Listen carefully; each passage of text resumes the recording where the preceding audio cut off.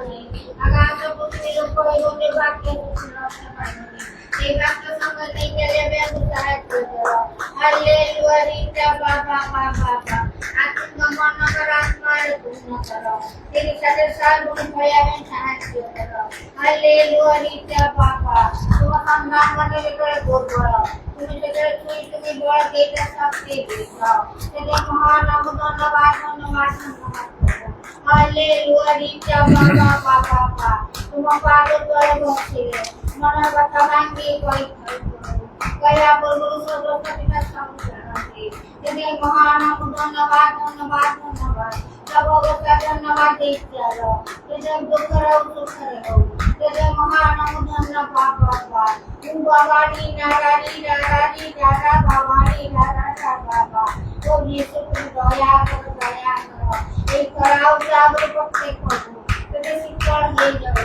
বাবা মূল মধ্যে শিক্ষণ হয়ে যাবে এই যিশু তুমি দয়া করো তুমি দয়া করো দয়া করো দয়া করো তুমি কত প্রথম স্থান তোমাকে দিলে তুমি সমস্ত দিতে দাও এই প্রথম স্থান তোমাকে দেওয়া এই তুমি সাহায্য করো তুমি দয়া করো হালেলুয়া নিকা বাবা নিনারা রেরা দাদা আমার বাবা তো রক্তের প্রতিষ্ঠা করো দেওয়ানা প্রাণেশ্বর তোমাকে পার করো বাবাকে মারো সুস্থকারী পরমেশ্বর তেরে মহান ধন্যবাদ ধন্যবাদ সব অবস্থা তুমি তোমার খাও হস্ত সারি বলি প্রত্যেকে কেরি বলি তেরে মহান ধন্যবাদ বাবাটি নারা রেরা রেরা রাবা বাবা কতে বড় মহান পরমেশ্বর কতে বড় মনস্কানা পূর্ণ করি খাও মাগে বাইরে রোজ দিকে ঢুকে খাও তেরে মহান ধন্যবাদ প্রত্যেক আত্মার পূর্ণ করো তেরে মহান ধন্যবাদ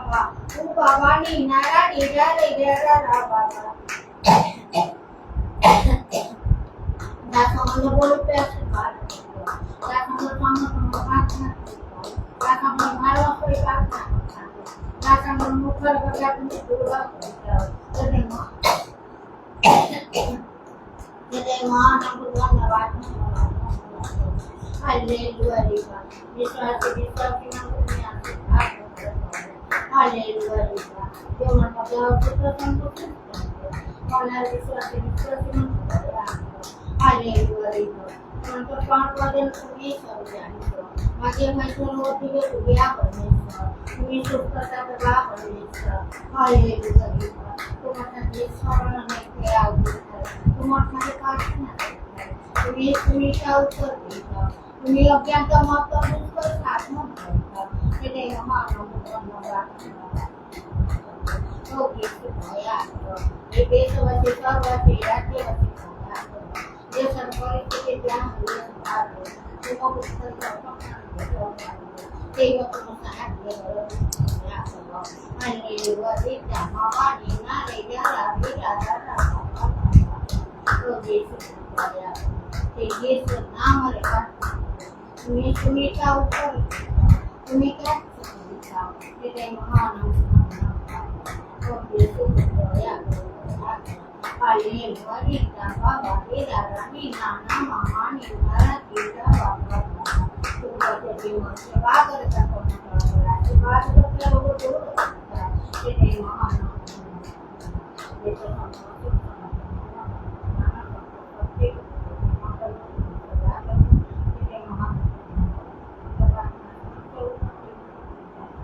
yang makin kita jadi peran kita proses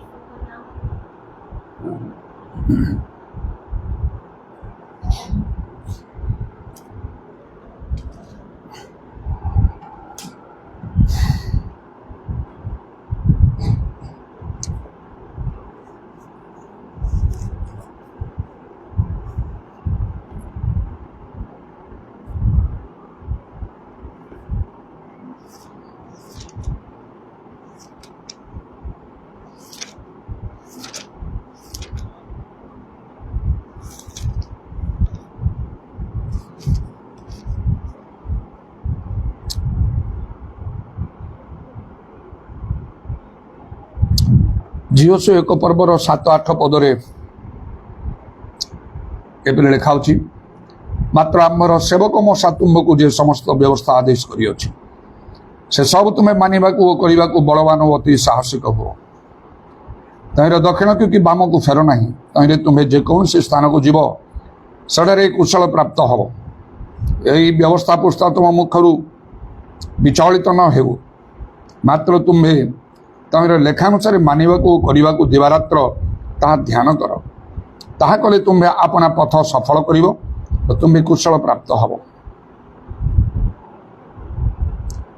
प्रभुंकर महत् महत् संकल्प सबू शर्तमूलक। जदि वाक्य मानिब ताहले प्रभु कहते तुम पाई आमे एपरी कार्य करिबा, तुम्हें जेकोसी स्थान को जीव सेठारे कुशल प्राप्त हम। आउ तुम्हें अपना पथ सफल कर और तुम्हें कुशल प्राप्त हम।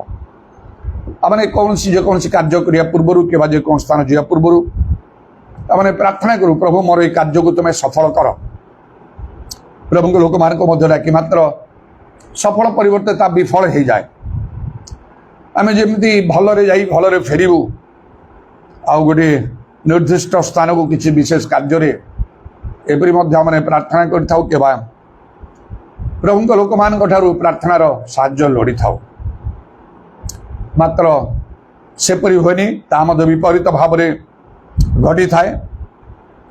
भलरे जाई भलरे फेरिबा आउ परिवर्ते किछि विपद संकट समस्यार सम्मुखीन हवा को पड़ी थाए। आमे गोटे प्रकार प्रार्थना करूँ आउ गोटे प्रकार विषय आम प्रति घटे। तार प्रधान कारण है आमने प्रभुंकर वाक्य को गुरुत्व दौना, प्रभुंकर वाक्य को आमने पालन करूना। तेणु आमने अनेक प्रार्थना कले लेखा गोटे स्थान रे अनेक प्रार्थना कले आमे शुणा ना। तेणु आम अनेक प्रार्थना प्रभु शुणुना एथिपाई जे प्रभुंकर वाक्य को आमने पालन करूना। आउ तबे से बिहन बुणाली दृष्टान्त प्रभु जीशु तले कहले जो बिहनटा भल भूमि पड़े ता 100 गुण 60 गुण 30 गुण फल देला।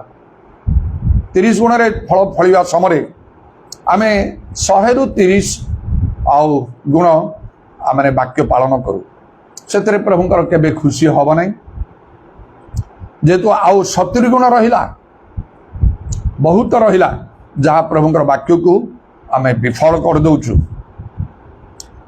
जपरी कि जदि कही आमे देखु ख्रिस्टियन मानक मध्य लोक माने रविवार गिर्जा जाती केतेक अछंती जो माने से रविवार मध्य गिर्जा से माने जीवेनी आदौ कुआडे से माने जानती नाही। वाक्य से माने आदौ पूर्ण कले नाही। घरे रही बाइबल पढ़ती प्रार्थना करती प्रभु लोक मैंने से पाखु जाती सेटा ठीक अच्छी। मात्र मंडली सेवा तो आवश्यक निहाती। आउ केते कौन करती आउ रविवार जाती नियमित भाव में सेटा भी ठीक अच्छी। रविवार जीवाटा भी भल। मात्र आउ बाकी जो 6 दिन रहा से दिन निश्चिंत रहा उचित ना।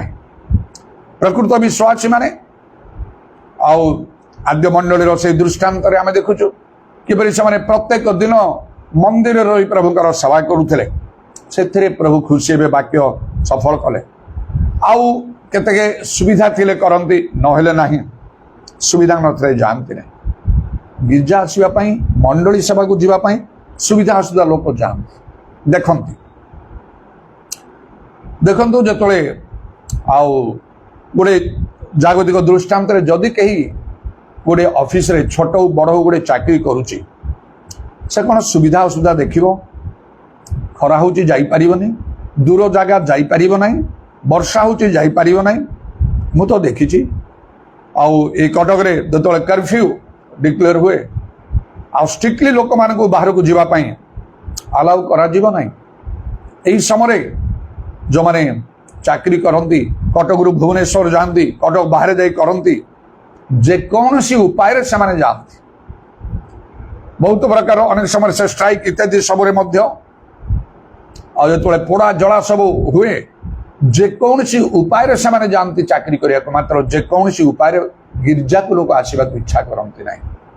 यही आप देखु आपण वाक्य केते मानुछंती केमिति आपणकर प्रार्थनार उत्तर देवाक प्रभु बाध्य हेबे नहीं अनेक वाक्य शुणिले जानिले मध्य तार केवल श्रोता हंती कर्मकारी हंती नहीं शिक्षा करती शुणती नहीं कहीं सेमाने मनुष्य मान को भय करती समाज को भय करती मंडली को भय करती तांकर आउ पूर्व मंडली को किबा तांकर परिवार लोकों को भय करती सेमानकर भविष्य संबंध चिंता भविष्य मोर कौन काले यही सब वाक्य मानिले आउ असुविधा घटिब यहीपरि भाव कौन सी कारणवशत प्रभुंकर वाक्य को आम विफल करा प्रभुंकर वाक्य को सफल जदि आम करू कड़ाकड़ी भाव से प्रभु प्रतिज्ञा करिसंती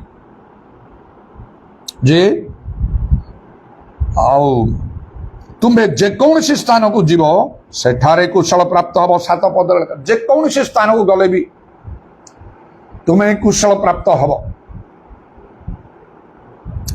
एवं आउरी कौन कहला तुम्हें अपना पथ सफल कर तुम्हें कुशल प्राप्त हम आउ से जीव से गोप्रभुर 9 पदरे आउ तार शेष अंश कहला तुम्हें जो आड़े जीव सदा प्रभु तुम परमेश्वर तुम्भर संगी हेबे प्रभु संगरे रहिबे प्रभु आमनकर समस्त दायित्व भार बहन करिवे एबे तो निश्चय बहुत खरा गरम होची एटा निश्चय कथा किंतु आउ केतेक लोक आउ से माने भय करी कुआड़े जानती नहीं बाहरती नहीं घर पदा को बाहरती नहीं से प्रकार न्यूज मध्य सब दिया जाउची ए वर्षर आउ गरमटा बहुत एटा तो अनेक दिन परिक डिसेम्बर पर्यंत लगी रही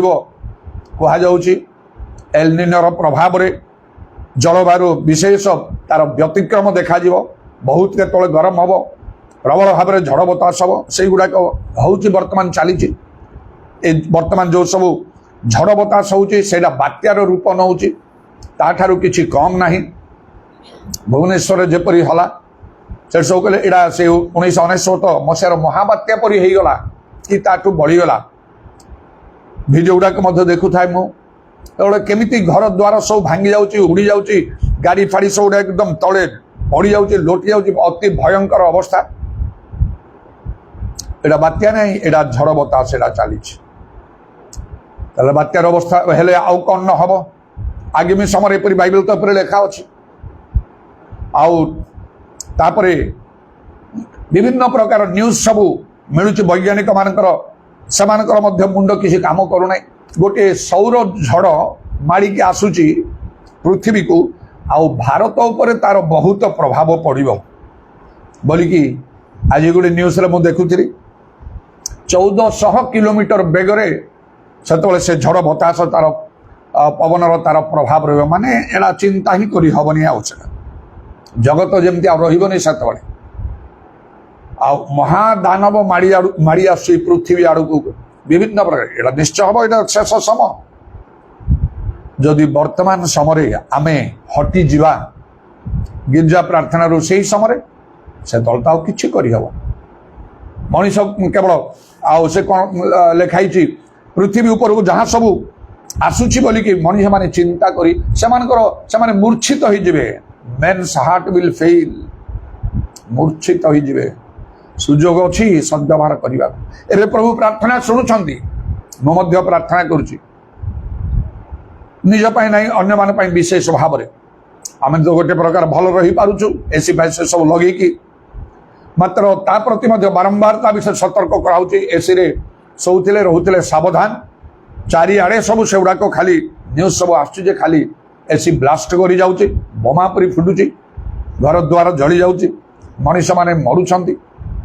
तार मध्य आउ टिके अधिक गरम है एसी भी किसी काम करिबो नाही तापर कौन कर मनीष से प्रभुंक सांगे आमान को लगी रहा प्रभुंक बाटर चलवा ताहले प्रभु कार्य करेंगे एपरी भाव में से तुम दक्षिण पार्श्वर छाया हेबे लिखाई दिवस सूर्य रात चंद्र तुमको आघात करिबो नाही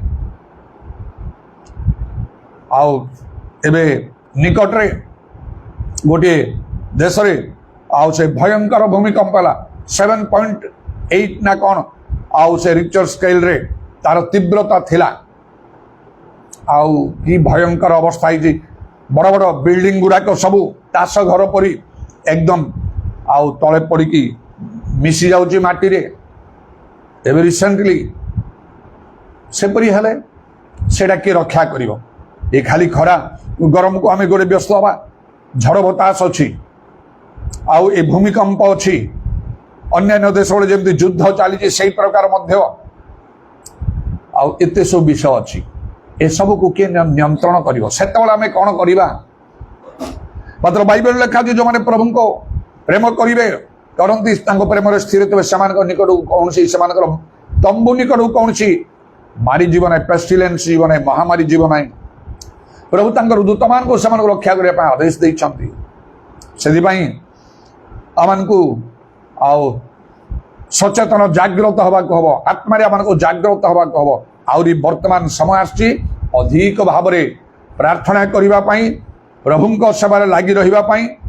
ବର୍ତ୍ତମାନ ମଧ୍ୟ ଆଉ ପ୍ରଭୁ ପ୍ରାର୍ଥନା ଶୁଣୁଛି, ଆଉ ମଧ୍ୟ ମୁଁ ପ୍ରାର୍ଥନା କରି ପ୍ରଭୁ ଅତ୍ୟଧିକ ହେଉଛି ଖାଲି ଆଉ ନିଜର ଆମଙ୍କ ମଣ୍ଡଳୀର ଲୋକମାନଙ୍କ ନିମନ୍ତେ ମୁଁ ପ୍ରାର୍ଥନା କରି କିଏ କେଉଁ ଅବସ୍ଥାରେ ଅଛନ୍ତି, କେବଳ ନିଜ ମଣ୍ଡଳୀ ପାଇଁ ଆଉ ଯେତେ ଜଣ ଖ୍ରୀଷ୍ଟିଆନ ଲୋକମାନେ ପ୍ରଭୁଙ୍କ ଲୋକମାନେ ଏ ସହରରେ ଅଛନ୍ତି ସେମାନେ ମଧ୍ୟ ତ ଗୋଟିଏ ପରିବାର ସଦୃଶ୍ୟ। ଆଉ ସେମାନଙ୍କ ନିମନ୍ତେ ମଧ୍ୟ ଆଉ ବାକି ଯେଉଁମାନେ ବିଜାତି ବିଧର୍ମୀ ପାପୀ ଅଧାର୍ମିକ ଅବିଶ୍ୱାସୀ ନାସ୍ତିକ ସବୁ ରହିଲେ ସେମାନଙ୍କର ତ ଆଖି ବନ୍ଦ ହେଇକି ଅଛି। ଆଉ ସେମାନଙ୍କ ପାଇଁ କିଏ କରିବ? ସେମାନଙ୍କ ନିମନ୍ତେ ସମସ୍ତଙ୍କ ପାଇଁ ମଧ୍ୟ, ଏ ସହର ପାଇଁ ନାହିଁ ରାଜ୍ୟ ପାଇଁ ମଧ୍ୟ, ଦେଶ ପାଇଁ ମଧ୍ୟ, ଆଉ ଇସ୍ରାଏଲ ଦେଶ ପାଇଁ ସମସ୍ତ ଜଗତବାସୀଙ୍କ ପାଇଁ ମଧ୍ୟ ଅତ୍ୟଧିକ ଖରା ଗରମ ହେଉଛି। ପ୍ରଭୁ ଟିକେ ନିୟନ୍ତ୍ରଣ କର, ଟିକେ ବର୍ଷା ଦିଅ, ଟିକେ କଣ୍ଟ୍ରୋଲ କରିଦିଅ। ପ୍ରଭୁ ବର୍ଷା ଦେଉଛନ୍ତି, କିଛି କଣ୍ଟ୍ରୋଲକୁ ଆସିଯାଉଛି। ତେଣୁ ଏ ସମୟରେ ପ୍ରାର୍ଥନା ଦରକାର। ପ୍ରାର୍ଥନା ବନ୍ଦ କରି ପ୍ରଭୁଙ୍କର ସେବା ନ କରି ଦୂରେଇ ଚାଲିଯିବାଟା ସେଇଟା ଭଲ ବିଷୟ ନାହିଁ, ଭଲ ନିଷ୍ପତ୍ତି ନାହିଁ। ପ୍ରଭୁ ସେଥିରେ କେବେ ଖୁସି ହେବେ ନାହିଁ। ପ୍ରଭୁଙ୍କ ନିକଟରେ ଆଜି ଆମେ ରୋଦନ କରିବା, ବିଳାପ କରିବା, ଉଚ୍ଚସ୍ୱର ଆର୍ତ୍ତନାଦ କଲେ ସାଙ୍ଗେ ସାଙ୍ଗେ ସବୁ କିଛି ବିଷୟ ପ୍ରଭୁ ବଦଳେଇ ଦେବେ। କାଲି କାଉଛି ଦୁଃଖ ସମୟରେ ସେମାନେ ଆମ ଯତ୍ନ ଅନ୍ୱେଷଣ କରିବେ। ମୁଁ ଗତକାଲିଠୁ ଆରମ୍ଭ କରିଛି ଗୋଟେ ସିରିଜ କରି କହି କିଛି ଦିନ ପାଇଁ ଅନୁକ୍ରମ ଭାବରେ, ସେଇଟା ହେଉଛି ବି ଷ୍ଟ୍ରଙ୍ଗ, ବଳବାନ ହୁଅ। ଏଫେସୀୟ 6 ପର୍ବର 10ରୁ 18 ପଦ ପର୍ଯ୍ୟନ୍ତ ପଢ଼ି ଗତକାଲି ଠାରୁ ମୁଁ ଆରମ୍ଭ କରିଛି କହିବା ପାଇଁ ବି ଷ୍ଟ୍ରଙ୍ଗ, ବଳବାନ ହୁଅ। ଗତକାଲି କହିଲି କ'ଣ ଷ୍ଟ୍ରଙ୍ଗ ହେବା ପାଇଁ? ଏ ଷ୍ଟ୍ରଙ୍ଗ ବିଲିଭର, ଜଣେ ଭଲ ଟାଣୁଆ ଆଉ ବିଶ୍ୱାସୀ ହେବା ପାଇଁ, ଷ୍ଟ୍ରଙ୍ଗ ବିଲିଭର ହେବା ପାଇଁ ସେ ବିଷୟରେ ମୁଁ ଗତକାଲି କହିଛି। ଆମେ ଜଣେ ବିଶ୍ୱାସ ହେଇପାରୁ, କିନ୍ତୁ ଆମେ ଷ୍ଟ୍ରଙ୍ଗ ଟାଣୁଆ ବିଲିଭର କି, ଟାଣୁଆ ବିଶ୍ୱାସୀ କି, ତାହେଲେ ଆମ ପାଇଁ ସବୁ ସମ୍ଭବ ହବ। ମାର୍କ 9 ପର୍ବ 23 ପଦ ଅନୁସାରେ ଅସାଧ୍ୟ କିଛି ହବ ନାହିଁ ଲେଖା ଅଛି। ଯେତେ ପ୍ରକାର ଶୟତାନର କାର୍ଯ୍ୟ ଅଛି ତାକୁ ଆମେ ଜୟ କରିପାରିବା। ଆମର ପ୍ରାର୍ଥନାର ଉତ୍ତର ଦେଇ ପ୍ରଭୁ ଅଜ୍ଞାତ ମହତ୍ ଦୁଷ୍କର ବିଷୟମାନ ଦେଖେଇବେ, ନାନା ଆଶ୍ଚର୍ଯ୍ୟ କର୍ମମାନ ହବ ଆମ ଦ୍ୱାରା। ତେଣୁ ଦୁର୍ବଳ ନାହିଁ, ଆମକୁ ସବଳ ହବାକୁ ହବ। ଆଉ ଆମେ ଜାଣୁ କିମ୍ବା ନ ଜାଣୁ, ଆଉ ଆମମାନଙ୍କର ଯୁଦ୍ଧ ହେଉଛି ସ୍ପିରିଚୁଆଲ ୱାର, ଆତ୍ମିକ ଯୁଦ୍ଧ। ଶୟତାନ ଆମମାନଙ୍କର ବିପକ୍ଷ, ସିଂହ ପରି ଗର୍ଜନ କରୁଛି କାହାକୁ ଗ୍ରାସ କରିବ ବୋଲି। ତେଣୁକରି ଆମେ ଖାଲି ବିଶ୍ୱାସୀ ହେଲେ ଚଳିବ ନାହିଁ, ଖ୍ରୀଷ୍ଟିଆନ ହେଲେ ନାହିଁ। ଆମକୁ ଆଉ ଆମର ବିଶ୍ୱାସୀ ଯେ ଆମମାନଙ୍କୁ ବଳବାନ ହେବାକୁ ହବ। ପ୍ରଭୁଙ୍କ ଠାରୁ ଶକ୍ତି ପ୍ରାପ୍ତ ହୋଇ ତାହାଙ୍କ ପରାକ୍ରମରେ ବଳବାନ ହୁଅ। ଶେଷ କଥା ଏଇ ବୋଲି କୁହାଲା ଏଫେସୀୟ 6 ପର୍ବର 10 ପଦରେ। ସେ ଈଶ୍ୱର ଦତ୍ତ ସଜ୍ଜା ସବୁ ପିନ୍ଧିବା ପାଇଁ ସେଠି କୁହାହେଇଛି, ପବିତ୍ର ଆତ୍ମାରେ ପ୍ରାର୍ଥନା କରିବା ପାଇଁ କୁହାହେଇଛି। ତାହେଲେ ଆମେ ଶୟତାନର ସମସ୍ତ ଚାତୁରୀ ବିରୁଦ୍ଧରେ ଦଣ୍ଡାମାନ ହେଇପାରିବା, ଆଉ ଦୁର୍ଦିନରେ ପ୍ରତିରୋଧ କରି ସର୍ବଜୟୀକି ଅଟଳ କରିବା। ଗୋଟେ ପରିସ୍ଥିତିକୁ ଦେଖିକି ଆମେ ଯଦି ପଛଘୁଞ୍ଚା ଦେବା ତାହେଲେ ଆମେ ଦୁର୍ବଳ। ବାଇବେଲ ଲେଖା ହେଉଛି, ବିପଦ ଦିନରେ ତୁମେ ଯଦି ସାହସହୀନ ହବ ତାହେଲେ ତୁମର ଶକ୍ତି ଅଳ୍ପ।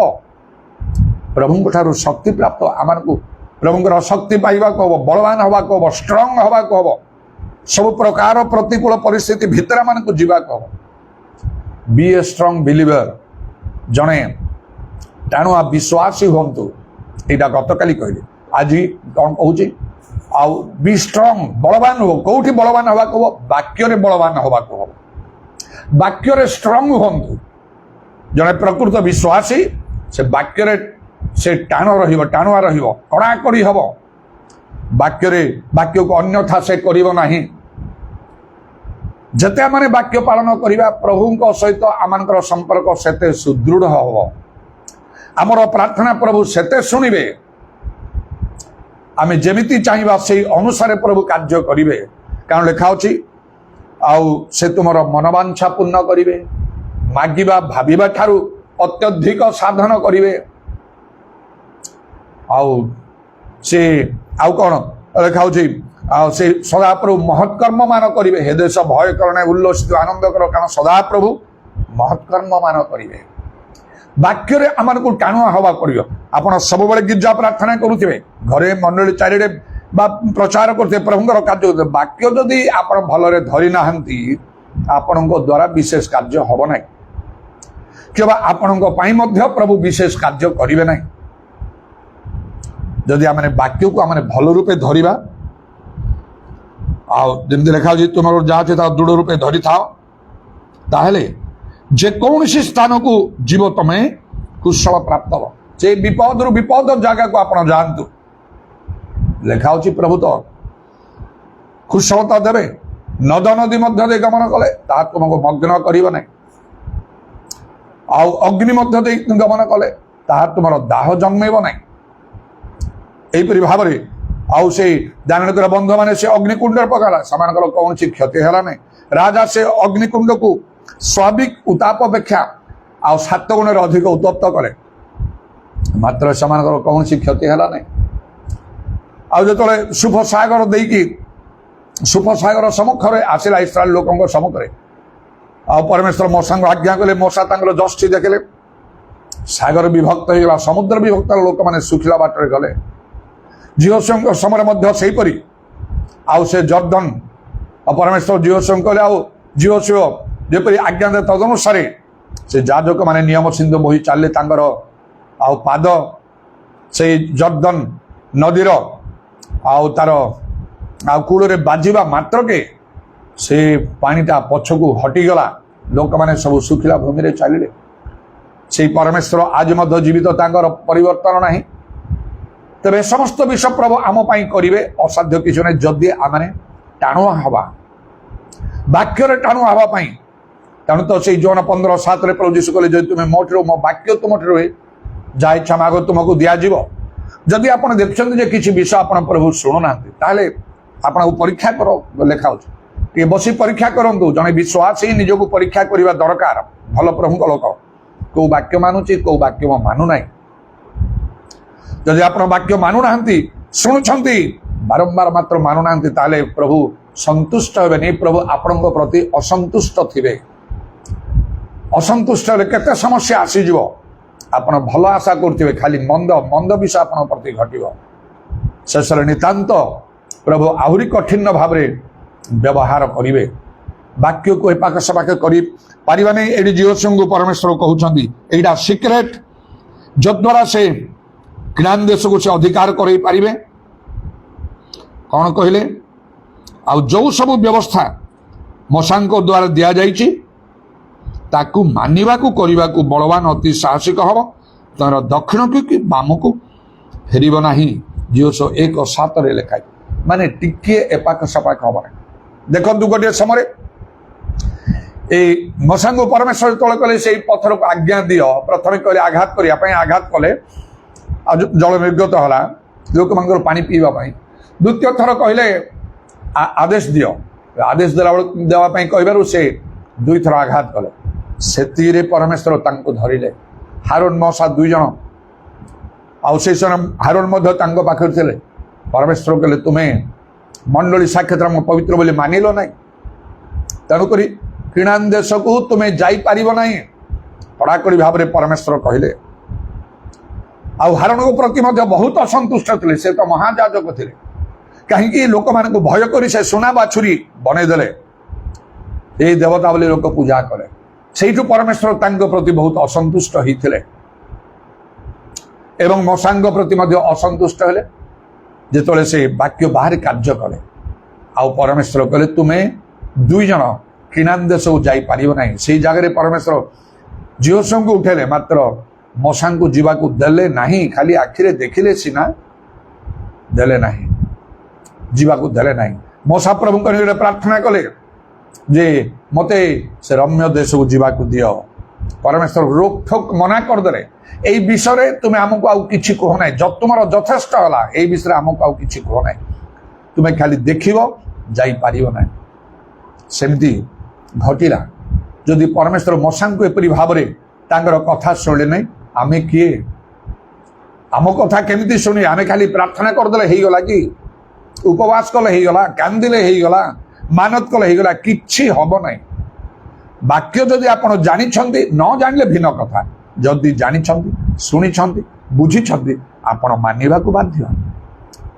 ନଚେତ୍ ଆପଣ ବାକ୍ୟକୁ ତୁଚ୍ଛ କରୁଛନ୍ତି। ଲେଖାଯାଏ ଆଉ ଆଜ୍ଞାକୁ ପରମେଶ୍ୱରଙ୍କ ବାକ୍ୟକୁ ଯେ ତୁଚ୍ଛ କରେ ସେ ଆପଣ ଉପରକୁ ବିନାଶ ଆଣେ। ହିତୋପଦେଶ 13 ପଦ ଅନୁସାରେ ମାତ୍ର ଆଜ୍ଞାକୁ ଭୟ କଲେ ସେ ପୁରସ୍କାର ପାଇବ।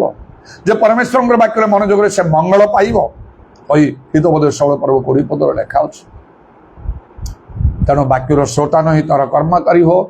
ଯେ କର୍ମକାରୀ ହଉନି ଶ୍ରୋତା ମାତ୍ର, ଯାହାକୁ ପୁସ୍ତକରେ କୁହାଯାଇଛି ସେ ଆପଣଙ୍କୁ ପ୍ରବଞ୍ଚନା କରେ, ସେ ଠକୁଛି, ତାର ଅନ୍ୟ ନାମ ଠକ।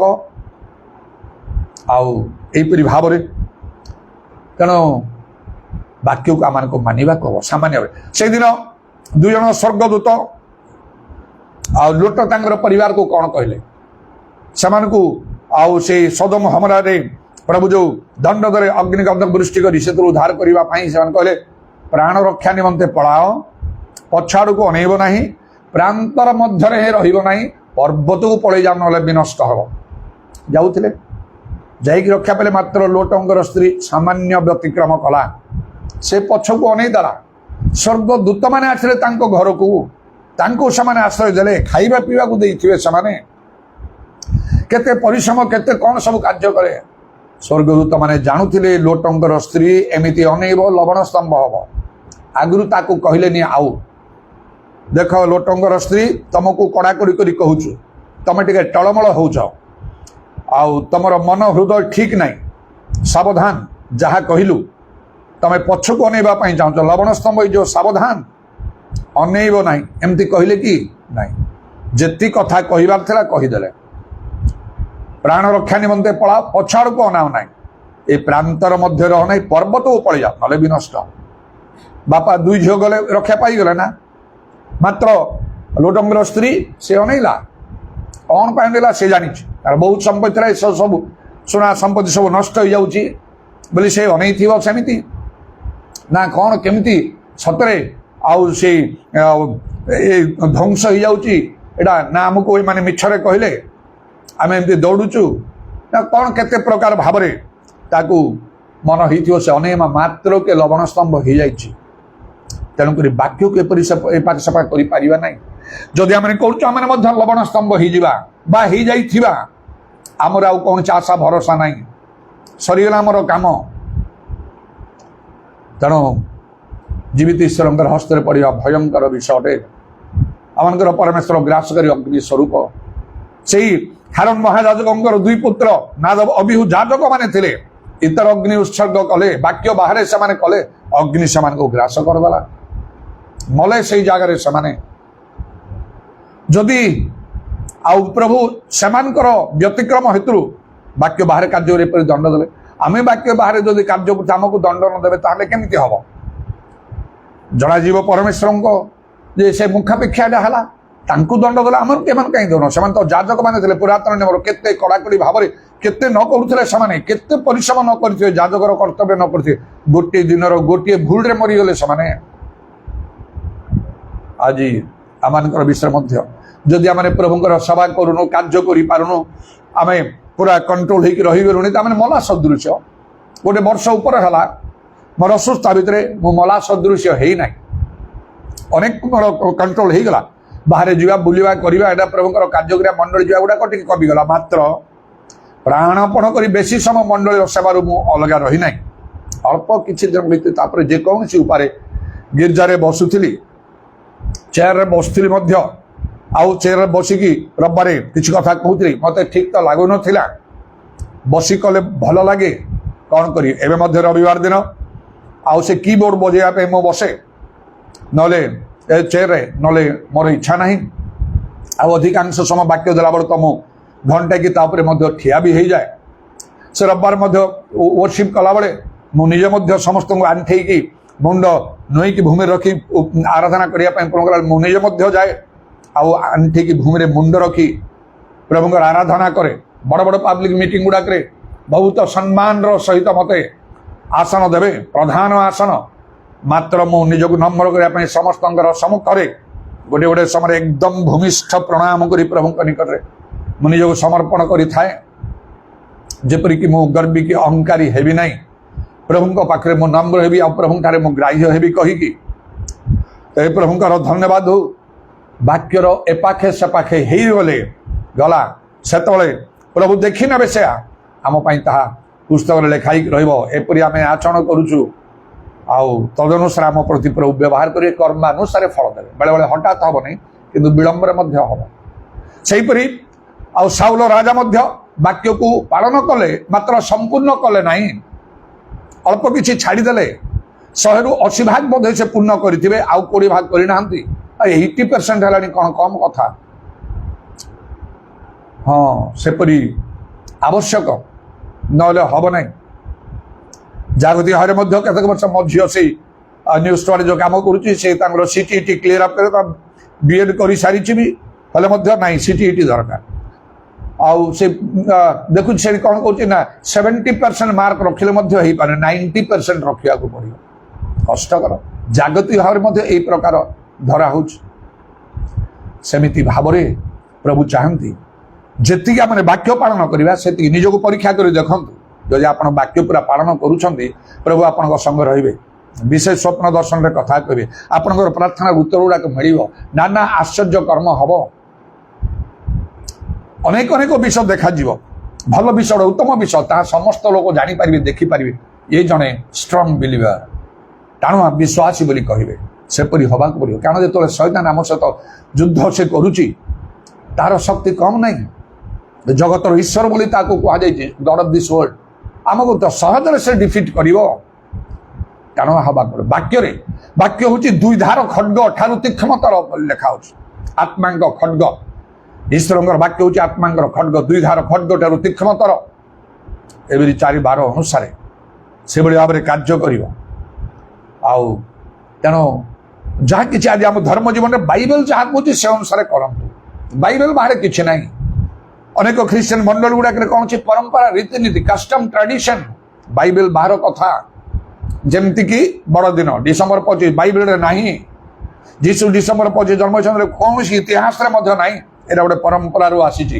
ଛାଡ଼ି ଦିଅନ୍ତୁ ତାକୁ ସେ ବଡ଼ଦିନ ନୂଆ ବର୍ଷ ଗୁଡ୍ ଫ୍ରାଇଡେ ଯେତେ ପ୍ରକାର ପର୍ବ ପାଳନ ଛାଡ଼ି ଦିଅନ୍ତୁ ସମ୍ପୂର୍ଣ୍ଣ ରୂପେ ମୁଁ 100କୁ 100 ଛାଡ଼ି ଦେଇଛି ପ୍ରଭୁଙ୍କଠାରେ ମୁଁ 100କୁ 100 ଗ୍ରାହ୍ୟ ହେଇଛି ପ୍ରଭୁ ମୋ ସଙ୍ଗରେ ଅଛନ୍ତି ନାନା ଆଶ୍ଚର୍ଯ୍ୟ କର୍ମ କରୁଛନ୍ତି ବିନା ଔଷଧରେ ପ୍ରଭୁ ମୋତେ ଆଉ ଗୋଟିଏ ବର୍ଷର ସାଂଘାତିକ ମୃତ୍ୟୁ ସ୍ୱର୍ଗୀୟ ଅସୁସ୍ଥତାରୁ ମୋତେ ବଞ୍ଚେଇଲେ ମୋର ସାକ୍ଷ୍ୟକୁ ବହୁତ ଉପରକୁ ଉଠେଇଦେଲେ କୌଣସି ଜାଗାରେ ମୁଁ ଟେଷ୍ଟ ବି କରିନାହିଁ ଜାଣିଲି ଯେତେବେଳେ ଶେଷ ଅବସ୍ଥା ହେବ ଦିନେ ନା ଦିନେ ସମସ୍ତଙ୍କର ତ ଶେଷ ଅବସ୍ଥା ହେବ ଆଉ କି ଅମର ହେଇକି ରହିବ କି ନାହିଁ ହେଇପାରିବ ନାହିଁ ଯାହା ପ୍ରଭୁଙ୍କର ଇଚ୍ଛା ଆଉ ତେବେ ମୁଁ ଶେଷକୁ ସମସ୍ତ ବିଷୟ ଗ୍ରହଣ କରିଦେଲି ଯେତେବେଳେ ଜାଣିଲି ସେ 2024 ଅଗଷ୍ଟ ନାଇଁ ସେପ୍ଟେମ୍ବର 26ରେ ଲାଷ୍ଟ ଟାଇମ୍ ଯେତେବେଳେ ମୋର ହେଇଗଲା ଜାଣିଲି ଯେତେବେଳେ ମୋର ଆଉ ମୋର ନିଶ୍ୱାସ ପ୍ରଶ୍ୱାସ ବନ୍ଦ ହେବାକୁ ଯାଉଛି ମୁଁ ଜାଣିଲି ଆଉ କ'ଣ କରି ପରିବାର ଲୋକ ସବୁ ଅଛନ୍ତି ପାଖରେ ଶେଷରେ ମୋ ସେ ନାତି ସେ ବ୍ୟସ୍ତ ହେଇ କହୁଥିଲା ଆମ୍ବୁଲାନ୍ସ ଡାକ ଯାହା ତା ମନକୁ ଆସିଲା ଛୋଟ ପିଲାଟା ମୁଁ ସେମିତି କହି ନାହିଁ ମୋତେ କେଉଁଠି ନେଇଯାଅ କ'ଣ କର ଅନ୍ୟମାନେ ତ କହୁଥିଲେ ଟିକେ ଟେଷ୍ଟ ଅନ୍ତତଃ କରନ୍ତୁ ଆଉ କେତେ କ'ଣ ମୋର ଟ୍ରିଟମେଣ୍ଟ ହେଇପାରିଥାନ୍ତା ଅନେକ ଆସି ଯୋଗ ଦେଇଥାନ୍ତେ ସାହାଯ୍ୟ ସହାନୁଭୂତି ସହଯୋଗ ସବୁ କରିଥାନ୍ତେ ଲାଷ୍ଟ ମୋମେଣ୍ଟଟା କିଛି ନାହିଁ ଆଖିରେ ଠାର ଦେଇକି ମୋ ନାତିକୁ ଡାକିଲି ପାଖକୁ ଡାହାଣ ହାତରେ ତାକୁ ଧରିବି କୁଣ୍ଡେଇବି ଗୋଟେ କିସ୍ ଦେବି ନା ଆଉ ନାହିଁ ମୁଁ ତ ସେଠି ରାଜି ହେଇକି ଅଛି ପଳେଇଲା ସେ ମୃତ୍ୟୁ ଜୀବନରେ ପରିଣତ ହେଲା ମୃତ୍ୟୁ ପାତାଳର କଞ୍ଚି ତାଙ୍କ ହାତରେ ଅଛି ଯୀଶୁଙ୍କ ହାତରେ ଅଛି ଆଉ ସେ ଖୋଲିଲେ କେହି ବନ୍ଦ କଲେ କେହି ଖୋଲି ପାରିବନି। ସେ ରୋଗ ବ୍ୟାଧି ଶତ୍ରୁ ଶୈତାନର ହାତରେ ନାହିଁ। ଏଟେ ସୁନ୍ଦର ସ୍ୱପ୍ନରେ ପ୍ରଭୁ କଥା କହି ପ୍ରଭୁ ମତେ ମନରେ ପ୍ରେରଣା ତମକୁ ଅଧିକାର ଦିଆଯାଇଛି ମାଥ୍ୟୁ 18:18 ଯାହା ପୃଥିବୀରେ ବାନ୍ଧିଲେ ସ୍ୱର୍ଗରେ ବନ୍ଧା ହବ, ପୃଥିବୀରେ ମୁକ୍ତ ହେଲେ ସ୍ୱର୍ଗରେ ମୁକ୍ତ ହବ। ତୁମର ମୃତ୍ୟୁଦଣ୍ଡକୁ ବାନ୍ଧ। ଯେତେବେଳେ ସେ ଫାଶୀ ଦିଆଯିବ ମାନେ ସେ ମୃତ୍ୟୁଦଣ୍ଡ ଦିଆଯିବ ଅବସ୍ଥାରେ ଯେତେବେଳେ ସେ ସ୍ୱପ୍ନ ଦେଖିଲି, ଅନେକ ଲୋକଙ୍କର ସେଇ ନାମ ତାଲିକା ସହିତ ଫଟୋ ବାହାରିଛି। ସେଇ ସମୟରେ ସେଇ ପିରିୟଡରେ ବହୁତ ଖ୍ରୀଷ୍ଟିଆନ ଲୋକ ମରିଗଲେ। କଟକରେ, ଓଡ଼ିଶାରେ, ଚାରିଆଡ଼େ ଯେଉଁ ସମୟରେ ମୁଁ ସେ ସ୍ୱପ୍ନ ଦେଖିଥିଲି ସେଇ ଲୋକଙ୍କର ଲିଷ୍ଟ, ସେମାନଙ୍କର ନାଁ ଆଉ ଫଟୋ, ସେଇଠି ମୋର ନାଁ ଫଟୋ ବି ଅଛି। ତ ଦେଖିଥିଲି ଗୋଟେ ରୁମ୍କୁ ନେଇକି ମୃତ୍ୟୁଦଣ୍ଡ ଦିଆଯାଉଛି। ସେଇ ସମୟରେ ବହୁତ ଖ୍ରୀଷ୍ଟିଆନ ଲୋକ ମରିଗଲେ। ମୋର ବି ପାଳି ଆସିଥିଲା। ତେଣୁକରି ତ ମୋତେ ସେଇ ସ୍ୱପ୍ନରେ ଗୋଟେ ଲୋକ କହିଲେ, ଜଣେ ପୁରୁଷ ଲୋକ, ଚାଲ ତମେ ଭିତରକୁ ଯାଅ। ମୋର ବି ପାଳି ଆସିଥିଲା, ମୁଁ ବଞ୍ଚିଗଲି। ମାଥ୍ୟୁ 18:18କୁ ବ୍ୟବହାର କରି ଅନେକ ଲୋକ ମରିଗଲେ। ମୁଁ କହୁନି ଯେ ମୁଁ ସେମାନଠାରୁ ଭଲ କି ଧାର୍ମିକ ସେୟା କରେ, ମାତ୍ର ମୁଁ ଗୋଟେ କଥା କହୁଛି, ମୋ ବାକ୍ୟକୁ କଡ଼ାକଡ଼ି କରି ମାନେ ବାଇବେଲ ବାହାରେ କିଛି ହେଇପାରିବ ନାହିଁ। ମଣିଷ ରୀତିନୀତି ପରମ୍ପରା ହେଇବ ନାହିଁ। କୋଉ ନେତା ନାହିଁ, କେହି ନାହିଁ। କୋଉ ନେତା ଯିଏ ବନେଇଲା ସେ ଆଜି ଅଛି ନା ମୁଁ ରହିବି କି ଆପଣମାନେ ବି କେହି ରହିବେ ନାହିଁ। ସମୟ ଆସିଲେ ଶେଷ। ମୁଁ ସବୁ ଛାଡ଼ି ଦେଇଛି ପରମ୍ପରା ରୀତିନୀତି। 100କୁ 100 ଅନେଶ୍ୱତ ନାହିଁ। ଆପଣ ସେମିତି କରନ୍ତୁ, କଡ଼ାକଡ଼ି ହୁଅନ୍ତୁ। ବାଇବେଲ କହୁଛି ମୁଁ କରିବି କୁହନ୍ତୁ। ଦେଖନ୍ତୁ ପ୍ରଭୁଙ୍କ ସହିତ ଆପଣଙ୍କର ସମ୍ପର୍କ ବଦଳିଯିବ। ମୋତେ ଯେମିତି ସାକ୍ଷାତ ପ୍ରଭୁ ଦର୍ଶନ ଦିଅନ୍ତି ଆପଣଙ୍କୁ ସେମିତି ଦେବେ। ସାକ୍ଷାତ ପ୍ରଭୁଙ୍କର ଦର୍ଶନ ପାଇଲା ପରେ ମୁଁ କ'ଣ କରିବି? ମୁଁ ଆଉ କିଛି କରିବିନି। ଏପାକେ ସେପାକେ ସମ୍ଭବ ନାହିଁ। ଅନେକ ଅନେକ ବିଷୟ ପ୍ରଭୁଙ୍କର ଭାବବାଣୀ ଦ୍ୱାରା, ସେ ଜୀବସଙ୍କର ଭାବବାଣୀ, ସମୁଦ୍ର ଅପରି ଜନସମୁଦ୍ର ଏପରି ଯେଉଁ ବିଶେଷ ମିଟିଂ ହେଉଥିଲା ସେ ଭାଇଜାକରେ ଚଚନ୍ଦର, ସେଇଠି ମୋତେ ଜଣେ ପ୍ରଫେଟ ସମସ୍ତଙ୍କ ସମଗ୍ର ଜିଓସ ଏକ ପର୍ବରେ ଏହି ଭାବବାଣୀ ମୋତେ ଦେଇଥିଲେ। ମୁଁ କେମିତି ଏପାଖ ସେପାଖ ହେଇପାରିବି? ପ୍ରଭୁ ନିଜେ ତ ମୋତେ ବିରୋଧ କରିବେ। ସେପରି ନାହିଁ, ବଦଳି ଯାଆନ୍ତୁ।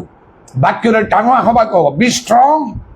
ଯେ ଯେଉଁ ପଦଟା ମୁଁ ଟିକେ ସିରିଜ କରି କହିବି କହୁଛି, ଗତକାଲି ଆରମ୍ଭ କରି ଏଫିସି 6:10 ଶେଷ କଥା ଭାଇମାନେ ପ୍ରଭୁଙ୍କର ଶକ୍ତି ପ୍ରାପ୍ତ ତାଙ୍କ ପରାକ୍ରମରେ ବଳବାନ। ବି ଷ୍ଟ୍ରଙ୍ଗ। ଗତକାଲି କହିଲି ବି ଏ ଷ୍ଟ୍ରଙ୍ଗ ବିଲିଭର, ଜଣେ ଟାଣୁଆ ବିଶ୍ୱାସ ହୁଅନ୍ତୁ। ଆଜି କହୁଛି ବାକ୍ୟରେ ଟାଣୁଆ ହୁଅନ୍ତୁ। ଏପାଖ ସେପାଖ ହବନି। ବାଇବେଲ ଯାହା କହୁଛି ସେଇ ଅନୁସାରେ ଆପଣ କରିବେ, ନହେଲେ ପ୍ରଭୁ କାହାକୁ ମଧ୍ୟ ଛାଡ଼ିବେ ନାହିଁ। ବାଇବେଲରେ ଯାହା ଲେଖା ଅଛି ସେପରି ପ୍ରଭୁ ଯାହା ଆପଣଙ୍କୁ କହନ୍ତି ତଦନୁସାରେ ଆଉ ତାପରେ ଆପଣ ପ୍ରଭୁଙ୍କର କାର୍ଯ୍ୟ ଦେଖିବେ। ଏଥିପାଇଁ ବାକ୍ୟରେ ଟାଣୁଆ ହେବା ପାଇଁ ଗୋଟେ କଥା ମନେ ରଖନ୍ତୁ, ଆପଣଙ୍କୁ ପବିତ୍ର ଆତ୍ମା ନିହାତି ଦରକାର। ଯଥେଷ୍ଟ ପବିତ୍ର ଆତ୍ମାରେ ପୂର୍ଣ୍ଣ ହେବେ। ଯଦି ବାକ୍ୟରେ ଆପଣ କଡ଼ାକଡ଼ି ନାହାନ୍ତି, ପବିତ୍ର ଆତ୍ମାରେ ପୂର୍ଣ୍ଣ ବୋଲି ଭାବନ୍ତୁ ନାହିଁ। ପାଇଥିବେ ପରଭାଷା କହୁଥିବେ, ମାତ୍ର ପୂର୍ଣ୍ଣ ନାହାନ୍ତି। ଆଉ 100ରୁ 10% ଥିବ ତ କେତେ କଥା, ଆଉ ତ 90 ରହିଲା।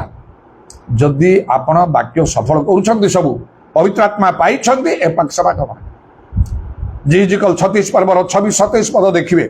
ପ୍ରଭୁ କହିଲେ ଆମର ଆତ୍ମା ତୁମଠାରେ ରଖିବା, ଆଉ ତୁମେ ଆମର ସବୁ ବିଧି ମାନି ପାରିବ।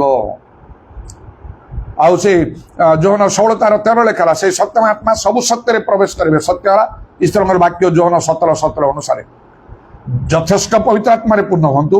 ଆପଣ ପ୍ରଭୁଙ୍କର ବାକ୍ୟ କେମିତି ଲାଗିବ ନା ହଜାର ହଜାର ସୁନା ରୂପା ଅପେକ୍ଷା ସେଟା ଆପଣଙ୍କ ବହୁମୂଲ୍ୟ ତାହା ଲାଗିବ ଗୀତ ସଙ୍ଗୀତ ଅନୁସାରେ। ତେଣୁ ମୁଁ ପବିତ୍ର ଆତ୍ମାଙ୍କର କାର୍ଯ୍ୟକୁ ବହୁତ ଗୁରୁତ୍ୱ ଦିଏ। ଆଉ ନିଜେ ମୁଁ ପୂର୍ଣ୍ଣ ହେଲେ ଯଥେଷ୍ଟ ମନେ କରେ ନାହିଁ। ମୁଁ ଜଣେ ପ୍ରଭୁଙ୍କ ଲୋକ, ପ୍ରଭୁଙ୍କ ଦାସ। ଅନ୍ୟକେ ଯେପରି ପୂର୍ଣ୍ଣ ହେବେ ଏଇଟା ଲକ୍ଷ୍ୟ ନେଇକି ମୁଁ ମୋର କାର୍ଯ୍ୟ କରେ ସବୁ ସମୟରେ। ଆଉ ପବିତ୍ର ଆଉ ବାକ୍ୟକୁ ପୂର୍ଣ୍ଣ କରିବା ପାଇଁ, ସଫଳ କରିବା ପାଇଁ, ଟାଣୁଆ ହେବା ପାଇଁ ହେଲେ ଗୋଟେ ଆତ୍ମିକ ମଣ୍ଡଳୀ ନିହାତି ଦରକାର। ଆପଣ ଯେକୌଣସି ମଣ୍ଡଳୀରେ ରହିବେ କେବେ ଆପଣ ଟାଣୁଆ ହେଇପାରେନି ବାକ୍ୟରେ। ସେଇଠି ଗୋଟେ ଆତ୍ମିକ ମଣ୍ଡଳୀକୁ ଯିବେ, ତାର ପ୍ରଭାବ ପଡ଼ିବ। ବିଶ୍ୱାସୀମାନଙ୍କୁ ଦେଖିବେ, ସେମାନେ ବାକ୍ୟ ମାନୁଥିବେ। ଯୋଉଟା ଆତ୍ମିକ ମଣ୍ଡଳୀ, ସେଇଠି ଲୋକ ବାକ୍ୟ ମାନିବେନି। ଏ ଆସିବେ, ବସି ଗିଜା ପ୍ରାର୍ଥନା କରି ପଳେଇଯିବେ। ତେଣୁକରି ତ ମୁଁ ପବିତ୍ର ଆତ୍ମାରେ ପୂର୍ଣ୍ଣ କାହିଁ ହେଇପାରୁନାହିଁ। ସବୁ ପ୍ରକାର ନା ମୁଁ ଗୋଟେ ଆତ୍ମିକ ମଣ୍ଡଳୀକୁ ଯିବି। ଖୋଜି କରି ଯାଇ ପହଞ୍ଚିଲି, ସେଠି ଦେଖିଲି ସେମାନଙ୍କର ପ୍ରାର୍ଥନାର ସିଷ୍ଟମ ଅଲଗା। ପବିତ୍ର ଆତ୍ମାରେ ପୂର୍ଣ୍ଣ, ପରଭାଷା କହୁଛନ୍ତି, ଅନେକ ଅନେକ କିଛି ବିଷୟ ବାକ୍ୟ ଅନୁସାରେ ସେମାନେ କିଛି ବି କରୁନାହାନ୍ତି। ଅନେକ ବିଷୟ ମୁଁ ଦେଖିଲି ମୋ ପାଖରେ। ମୁଁ ଜାଣିନଥିଲି ସେଇ ସମୟରେ ଯୋଉ ହିପି ଷ୍ଟାଇଲ ଥିଲା, ଏଇଟା କିଛି ବୋଧେ ନାହିଁ କହିକି ସେଠି ଗଲା ପରେ ଦେଖିଲି କାହାଠାରେ ସେମିତି ନାହିଁ। ଆଉ ଯୋଉ ପ୍ରକାର ସେ ଆଉ ସେଇ ପ୍ୟାଣ୍ଟ ଶାଢ଼ୀ ଇତ୍ୟାଦି ଗୁଡ଼ାକ ଯୋଉ ସିଷ୍ଟମର ଥିଲା ସେଇ ସମୟରେ ଆରେ ଏଗୁଡ଼ାକ ଠିକ୍ ନାହିଁ ଏଠି। ଏପରିକି ଜଣେ ମୋତେ କହିଲେ ଏଇ ଯୋଉ କସ୍ମେଟିକ୍ ଯୋଉ ବ୍ୟବହାର କରୁଛନ୍ତି ଆପଣ ପାଉଡର ସନା ଏଗୁଡ଼ାକ ଏଇଟା ପ୍ରଭୁଙ୍କ ଲୋକମାନଙ୍କ ପାଇଁ ଠିକ୍ ନାହିଁ। ସବୁ ଗୁଡ଼ାକର ମୋର ପରିବର୍ତ୍ତନ, ସବୁ ପରିବର୍ତ୍ତନ ସେମାନଙ୍କୁ ଦେଖିବା ମାତ୍ରକେ ମୋର ପରିବର୍ତ୍ତନ ହେଇଗଲା। ସେମାନଙ୍କର ଗିର୍ଜା ପ୍ରାର୍ଥନା କାହିଁକି ଆପଣ ଚୁପ୍ ହେଇକି ଅଛନ୍ତି? ପବିତ୍ର ଆତ୍ମା ପାଇବେ ପରା, ମୁଖ ଖୋଲନ୍ତୁ। ଓ ମୋତେ ଜାଣିପାରିଲି ଯେ ମୁଁ ଘରେ କାହିଁକି ପାଉନଥିଲି, ମୋତେ ଏମିତି ଜାଗା ଆସିବାର ଥିଲା। ଗୋଟେ ଆତ୍ମିକ ମଣ୍ଡଳୀ ଦରକାର। ସେଠି ଗଲା ପରେ ଆଉ ସେଠିକା ଲୋକମାନଙ୍କୁ ଦେଖିବେ, ସବୁ କିଛି ବିଷୟ ଦେଖିବେ, ଆପଣ ବଦଳି ଯିବାକୁ ହବ। ଯଦି ନ ବଦଳିବେ ତ କିଛି ଲାଭ ନାହିଁ। ଯିବେ ଆସିବେ ବିପଦ ଅନ୍ଧାର ହେଇଥିବ। 3ରେ ଜଣେ ଆତ୍ମିକ ଲୋକଙ୍କର ଆବଶ୍ୟକ, ଅଭିଷିକ୍ତ ଲୋକଙ୍କର ଦରକାର। ପ୍ରେରିତ 2:42 କଣ ଲେଖା ଅଛି? ଯେଉଁମାନେ ମନ ପରିବର୍ତ୍ତନ କଲେ 3000 ଲୋକମାନେ ସେଦିନ ପେଣ୍ଟିକଷ୍ଟ ଦିନରେ ପ୍ରେରିତ ମାନଙ୍କର ଶିକ୍ଷାରେ ସହଭାଗିତାରେ ମାନେ ମଣ୍ଡଳୀରେ ଗିର୍ଜାରେ ରୋଟି ଭାଙ୍ଗିବା ପ୍ରାର୍ଥନା ନିବିଷ୍ଟ ଭାବରେ ପ୍ରେରିତ ମାନଙ୍କର। ତେଣୁ ଯେଉଁମାନେ ପ୍ରଭୁଙ୍କର ମନୋନୀତ ଆହୁତ ଲୋକମାନେ ସେମାନଙ୍କ ଠାରୁ ଶିକ୍ଷା ନିଅନ୍ତୁ, ଅନ୍ୟମାନଙ୍କ ଠାରୁ ନାହିଁ। ଯେଉଁମାନଙ୍କୁ ପ୍ରଭୁ ପଠେଇଛନ୍ତି ସେମାନଙ୍କ ଠାରୁ ଶିକ୍ଷା ନିଅନ୍ତୁ, ସେମାନେ ଉପଯୁକ୍ତ ଶିକ୍ଷା ଦେବେ, ଅନ୍ୟମାନେ ଦେଇପାରିବେ ନାହିଁ। ଏଠି ନେବେ ଅନେକଙ୍କର ପୁଣି କ'ଣ ଅଛି, ଏ ପାଖରେ ନେବେ ଆତ୍ମିକ ଲୋକଙ୍କ ଠାରୁ, ଯେଉଁମାନେ ଆତ୍ମିକ ଲୋକ ନାହାନ୍ତି ସେମାନଙ୍କ ଠାରୁ ନେବେ। ସେମାନେ ଏ ପାଖେ କି ସେ ପାଖେ ହେଇପାରିବେ ନାହିଁ। କେବଳ ସେଇ ଆତ୍ମିକ ଲୋକମାନଙ୍କ ପାଖରୁ ଶିକ୍ଷା ନେବେ, ଅନ୍ୟମାନଙ୍କ ଠାରୁ ନାହିଁ। ଏ ସମସ୍ତ ବିଷୟ ମୁଁ କଡ଼ାକଡ଼ି ଭାବରେ କହୁଛି, କାରଣ ଏଇଟା ହେଉଛି ସତ୍ୟ ବାକ୍ୟ, ମୋ ଜୀବନର ଅନୁଭୂତି। ସ୍ୱୟଂ ପ୍ରଭୁ ଯୀଶୁ ଦର୍ଶନ ଦେଇ କଥା କହିଲେ ଆଲଫାବେଟ୍ ଶିଖିବାକୁ ଯାଅ। ନିର୍ଦ୍ଦିଷ୍ଟ କରି ମୁଁ କଟକରେ ଆସିଲି, ବାପ୍ଟିଷ୍ଟ ମଣ୍ଡଳୀ ରବିବାର ଦିନ ଆଟେଣ୍ଡ କଲା ପରେ ଯେତେବେଳେ ମୋତେ ବହୁତ ଖାପ ଛଡ଼ା ଲାଗିଲା, କ'ଣ କରିବି, ସାଙ୍ଗେ ସାଙ୍ଗେ ସେଠି ଲୋକ ଦେଖାଗଲେ, ଜଣାଶୁଣା ନିଜ ଅଞ୍ଚଳ ଲୋକ। ଆପଣ ଯାହା କହୁଛନ୍ତି ପେଣ୍ଟିକଷ୍ଟ ଚର୍ଚ୍ଚରେ ପାଇବେ, ଏ ବାପ୍ଟିଷ୍ଟ ଚର୍ଚ୍ଚରେ ଆପଣ ପାଇବେନି ଏଗୁଡ଼ାକ। ଇଚ୍ଛା ଖୋଜିଲି ପେଣ୍ଟିକଷ୍ଟ ଚର୍ଚ୍ଚ, ବିଭିନ୍ନ ଜାଗାକୁ ନିଆଗଲା, ସବୁ ପେଣ୍ଟିକଷ୍ଟ ଚର୍ଚ୍ଚ ସମାନ ନାହିଁ। ତାପରେ ଯେତେବେଳେ ପହଞ୍ଚିଲି ସେଇ ଚଚଗଡ଼ିଙ୍କାଶ ମଗର ପାଖରେ, ସେଇଠି ଯାହା ଚାହୁଁଥିଲି ପାଇଗଲି। ଜାଣିଲି ଏଇଟା ଏଇ ଜାଗାକୁ ମୋତେ ପ୍ରଭୁ ପଠେଇଥିଲେ ଉପଯୁକ୍ତ ଲୋକମାନଙ୍କ ସଂସ୍ପର୍ଶରେ ଆସିବା। ତାହେଲେ କ'ଣ ହବ, ଆପଣ ବାକ୍ୟରେ କଡ଼ାକଡ଼ି ହେଇପାରିବେ ଏବଂ ପ୍ରଭୁଙ୍କର ଦର୍ଶନ ବା ଆତ୍ମିକ ସ୍ୱର୍ଗୀୟ ଦର୍ଶନ ଗୁଡ଼ାକ ଦରକାର।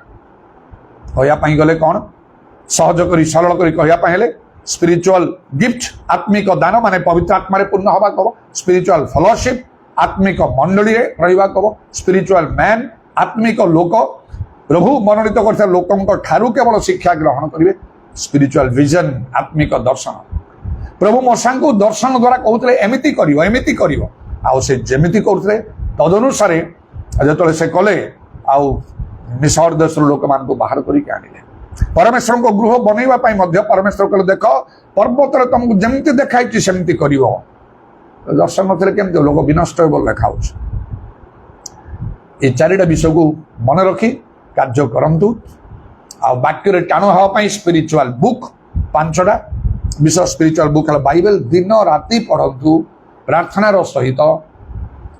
ଆଉ ମୋତେ ଏଇଟା ବୁଝିବା ପାଇଁ ପ୍ରଭୁ ଶକ୍ତି ଦିଅ କହିକି, ପ୍ରଭୁ ଯେତେବେଳେ ଶକ୍ତି ଦେବେ ତାଙ୍କ ଶିଷ୍ୟମାନଙ୍କର ବୁଦ୍ଧିର ଦ୍ୱାର ଖୋଲିଦେବେ ଧର୍ମଶାସ୍ତ୍ର ବୁଝିବା ପାଇଁ, ଆପଣ ବୁଝିପାରିବେ। ପବିତ୍ର ଆତ୍ମା ନିହାତି ଦରକାର, ଆଉ ଆତ୍ମିକ ମଣ୍ଡଳୀ ନିହାତି ଦରକାର, ପ୍ରକୃତ ପ୍ରଭୁଙ୍କ ଲୋକ ନିହାତି ଦରକାର, ପ୍ରଭୁଙ୍କର ପ୍ରକୃତ ଆତ୍ମିକ ଦର୍ଶନ ଦରକାର ଏବଂ ବାଇବେଲ ଦରକାର। এই 5ଟି ବିଷୟକୁ ଗ୍ରହଣନ୍ତୁ, ମନ ପ୍ରାଣ ଦେଇ ଲାଗନ୍ତୁ। ମୁଁ ସେମିତି ଲାଗିଛି ଆରମ୍ଭରୁ, ତେଣୁ ମୋ ଜୀବନ ବଦଳି ଯାଇଛି। ଯେତେବେଳେ ପ୍ରଭୁ ଯାହା କରିବା ପାଇଁ ଚାହିଁଛନ୍ତି ମୋ ପାଇଁ କରିଛନ୍ତି, ମୋ ଦ୍ୱାରା ଯେତେବେଳେ ଯାହା କରିବା ପାଇଁ ଚାହିଁଛନ୍ତି ସେ ସମସ୍ତ ବିଶେଷ କାର୍ଯ୍ୟ କରିଛନ୍ତି। ଆଗାମୀ ଦିନ ଗୁଡ଼ାକ ମଧ୍ୟ ସେମିତି ହେବ, ଆଉ ଆପଣଙ୍କ ପାଇଁ ମଧ୍ୟ ସେମିତି ହେବ। ଏଇ କଥା ସମସ୍ତଙ୍କୁ କୁହାଯାଇଛି। ଆଉ କ'ଣ, ପ୍ରଭୁଙ୍କ ଠାରୁ ଶକ୍ତି ପ୍ରାପ୍ତି, ତାଙ୍କ ପରାକ୍ରମରେ ବଳବାନ ଓ ବି ଷ୍ଟ୍ରଙ୍ଗ। ବାକ୍ୟରେ ଆମକୁ ଟାଣ, ବାଇବେଲ କହୁଛି ବାସ୍ ଏତିକି, ବାଇବେଲ ବାହାରେ କିଛି ବିଷୟ ନାହିଁ। Praise the Lord. Hallelujah, hallelujah, hallelujah. Udarabani karaba shabari Allah rabane karabang Allah rabba. ପ୍ରଭୁ ତୁମ ନାମର ପ୍ରଶଂସା ଗୌରବ ଯୁଗେ ଯୁଗେ ହଉ। ଯୀଶୁଙ୍କ ନାମରେ, ଯୀଶୁଙ୍କ ନାମରେ, ଯୀଶୁଙ୍କ ନାମରେ ଦୟାକରି। Hallelujah, hallelujah. ଆଜି ଅନେକ ମଧ୍ୟ ବାଇବେଲର ପ୍ରଭୁଙ୍କ ବାକ୍ୟର ଶିକ୍ଷକ, ପ୍ରଚାରକ ଆଉ ପ୍ରଭୁ ସେମାନେ ବାହାରିଛନ୍ତି, ମାତ୍ର ସେମାନେ ସତ୍ୟ ବାକ୍ୟ କହିପାରନ୍ତି ନାହିଁ ବୋଲି ଲେଖା ଅଛି।